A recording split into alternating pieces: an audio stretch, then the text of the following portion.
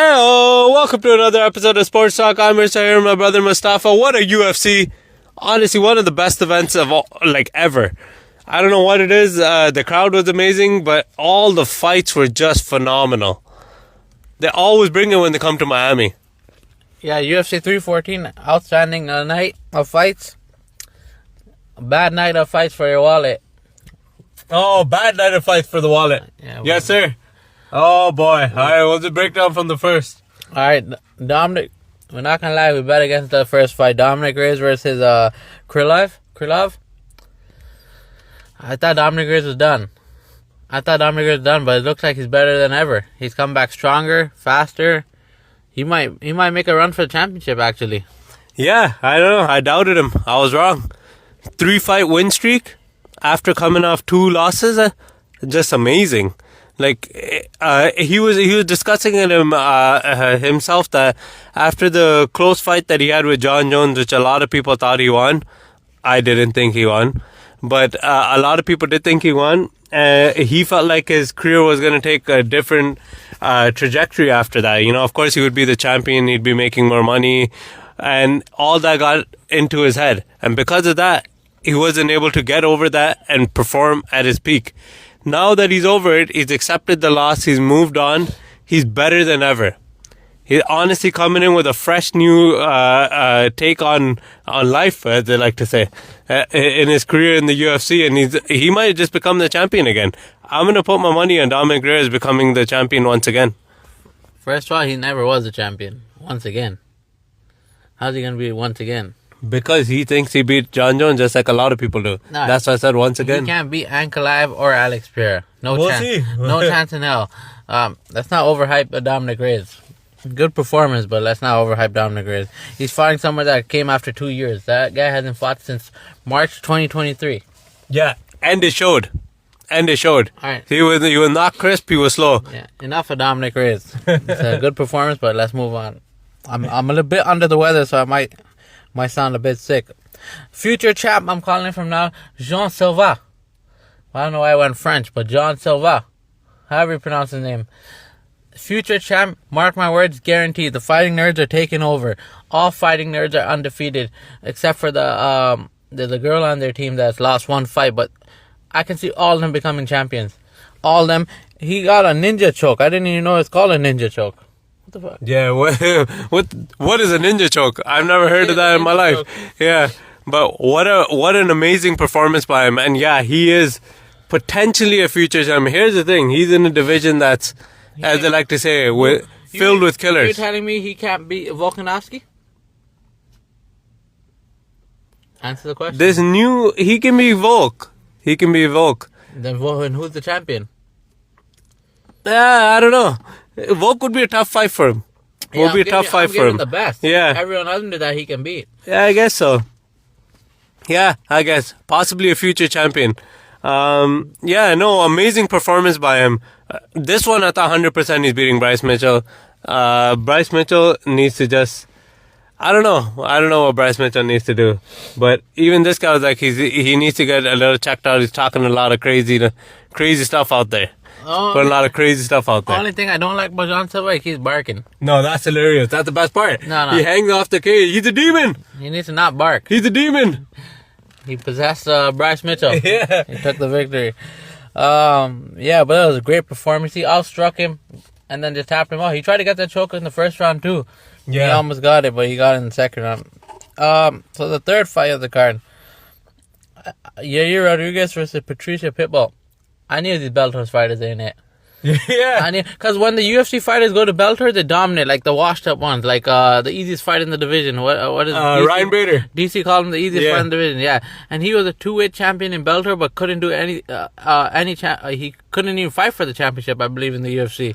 So the level in the UFC is just too high, especially at coming at 37 like Pitbull did. It's too old to beat a stud like Yair Rodriguez. Yeah, that's the thing. I got swept up by Pitbull's performances in Bellator. His highlights, his past performances, but I didn't take into consideration he's 37? Yeah. 37 years old, and like you said, let's call a spade a spade. This is Bellator. Yeah. Like, Come on now. It's not at UFC level. And Yair Rodriguez, one of the best fighters. In fact, Yair Rodriguez might become the next champion. He has a chance. He might become the next champion. You're like, who can... him or John Silva? Yeah. I think him and John Silva have a good chance of beating Volk. But if Volk is healthy like this, then he can dominate again. But those two have a good chance. Those are two possible future champions. And actually a fight I would love to see. That's a fight I would love to see. Yair Rodriguez versus John Silva. The next fight I think that needs to happen in the division. But an excellent performance by Yair. He put on a striking clinic out there. Yeah, let's move on to the co-main event. Paddy the Baddy. Oh, Paddy the Baddy, yeah. Michael Chandler, first of all, needs to retire. He's been getting whooped every fight. He gets whooped every fight, and this time he wasn't even exciting because he didn't do anything. Yeah. Like, okay, if he's exciting, like, maybe he also hurts the other person. He just got a whoop from minute 1 to the last minute whenever he got finished. I believe it was the second round, or am I right? Wrong. Third round it was. Yeah. I couldn't remember exactly because it's such a bad whooping, and he never had a chance at it. To be honest, I didn't think Paddy Pimblett was this good. He may be right. I watched the vlogs when he's saying now his focus is, as you see, he doesn't get that fat after fights anymore because he had two. I think he had a twin or he had kids. He had twins. Yeah. He had twins. So now he's focusing on just training and providing for his family, and now Paddy Pimblett's improvement is ridiculous. Yeah, that motivation is intense, and you can see it. You can see his fighting was a lot less reckless. He used to come in a lot more like reckless, chin up in the air. That's what Chandler was saying too. His chin's always up in the air. Fights too reckless. If he gets hit by someone like me, he's gonna get knocked out. No, he's not. Like someone in Chandler's corner needs to tell him to retire. Or I think at this point the UFC needs to get rid of him. Like there is no reason Michael Chandler should be getting all these fights. And that being said, I'm just going to add on to the lightweight division. We're going to discuss it more if it ever happens in the future. Let's just hope Islam doesn't fight Gaethje. Like Chandler and Gaethje and Dustin. None of those three do not deserve any title shot whatsoever. But Chandler, I think someone in his corner needs to tell him to retire. He's taking way too much damage. Yeah, Chandler 1.0, 2.0, none of it is it. Yeah. He doesn't do any combination. He's not listening to his coach. He's not moving side to side. He's not doing anything. He throws one punch at a time. Basic fighter. His wrestling is not that good. Yeah. I don't know. There's nothing Chandler does lately that's been doing well. He does nothing well anymore. Yeah. Once again, a Bellator fighter that can't live up fully to the UFC standards of being a champion. He can still maybe beat up and comers, but like not on this level. The main event, Volk and Lopez. Thoroughly disappointed by Lopez. Yeah. Thoroughly disappointed by Lopez. But great performance by Volk. Great performance, but thoroughly disappointed by Lopez. Honestly, all Lopez showed was a great chin. That's all he showed.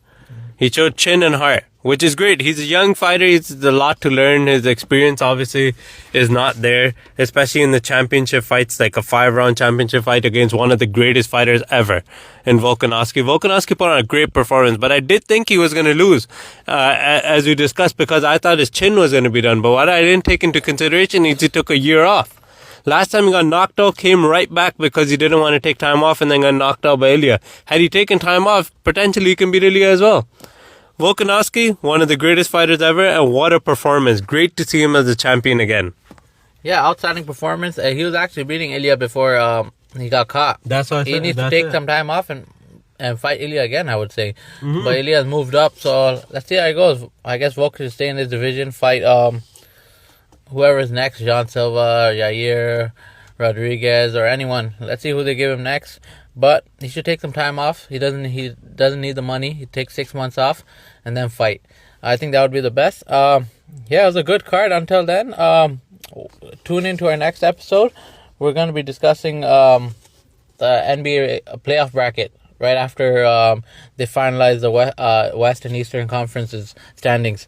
Until then, thank you for listening. It's been Sports Talk.